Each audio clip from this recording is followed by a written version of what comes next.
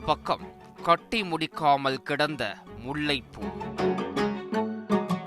மறுபக்கம் தாரை தாரையாய் வழிந்து கிடந்த ரத்தம்.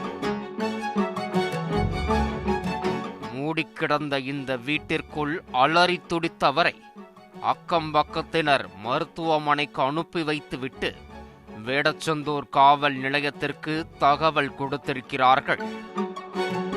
அரசு மருத்துவமனைக்கு விரைந்து வந்த போலீசார் நடந்த கொலைவெறி தாக்குதல் குறித்து விசாரணையை தொடங்கி இருக்கிறார்கள்.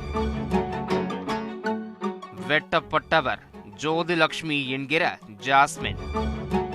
28 வயதான இவர் 9 வருடங்களுக்கு முன்பு வேடச்சந்தூர் நாடார் தெருவில் வசித்து வந்த அரபு அலி என்பவரை காதல் திருமணம் செய்திருக்கிறார். அன்றில் இருந்துதான் ஜோதிலட்சுமி ஜாஸ்மினாக மாறியிருக்கிறார். இவர்களது இல்லற வாழ்க்கைக்கு சாட்சியாக 5 வயதில் ஒரு ஆண் குழந்தை உள்ளது. அரபு அலி வேடச்சந்தூரில் உள்ள ஒரு இறைச்சி கடையில் வேலை பார்த்து வந்த நிலையில் ஜாஸ்மின் குழந்தையை கவனித்துக் கொண்டு வீட்டிலேயே இருந்திருக்கிறார். சம்பவத்தன்று மாலை மூடிக்கிடந்த அந்த வீட்டிற்குள் பொங்கி வழிந்த இரத்தத்தில் நனைந்து கிடந்திருக்கிறார் ஜாஸ்மின்.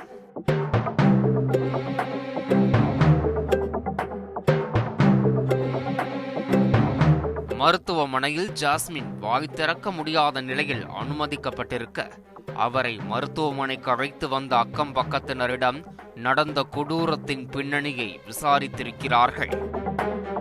அந்த விசாரணையில்தான் ஜாஸ்மினின் இந்த நிலைக்கு காரணம் அவரது காதல் கணவர் என்பது தெரிய வந்திருக்கிறது.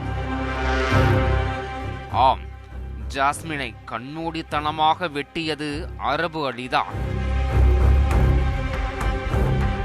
காதல் மனைவியை கரம் பிடித்து குடும்பம் குழந்தை என்றான பிறகு தம்பதியின் உறவில் சிறு விரிசல் விழுவது சாதாரணமான ஒன்றுதான்.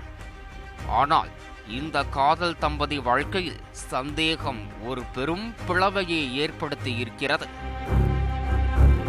இறைச்சி கடையில் வேலை பார்ப்பதால் அதிகாலையில் வீட்டில் இருந்து கிளம்பும் அரபு அலிக்கு வீட்டில் தனியாக இருக்கும் ஜாஸ்மின் வேறு யாருடனோ தொடர்பில் இருப்பதாக சந்தேகம் எழுந்திருக்கிறது.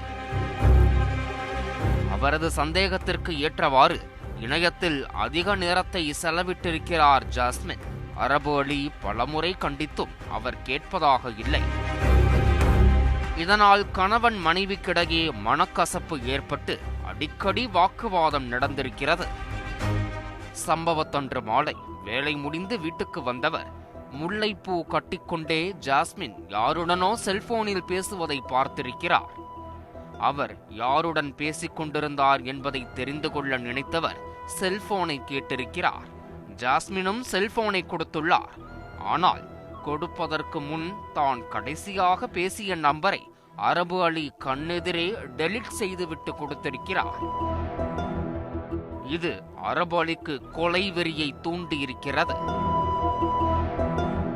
ஏற்கனவே சந்தேகத்தால் குடும்பம் இரண்டாகி கிடக்க ஜாஸ்மினின் அந்த செயல் அரபு அலியின் சந்தேகத்தையும் உறுதிப்படுத்தி இருக்கிறது. ஆத்திரத்தில் அரக்கனாக மாறிய அரபு அலி வீட்டில் வைத்திருந்த கசாப்பு கத்தியால் ஜாஸ்மினை கண்மூடித்தனமாக வெட்டி இருக்கிறார். காதல் மனைவி இரத்த வெள்ளத்தில் துடித்துக் கொண்டிருக்க அவரை அப்படியே போட்டுவிட்டு கதவையும் தாழிட்டு தலைமறைவாகியிருக்கிறார் அரபு அலி. இந்த சம்பவம் தொடர்பாக வழக்கு பதிவு செய்த போலீசார் அடுத்த சில மணி நேரங்களில் அரபு அலியை கைது செய்து சிறையில் அடைத்திருக்கிறார்கள்.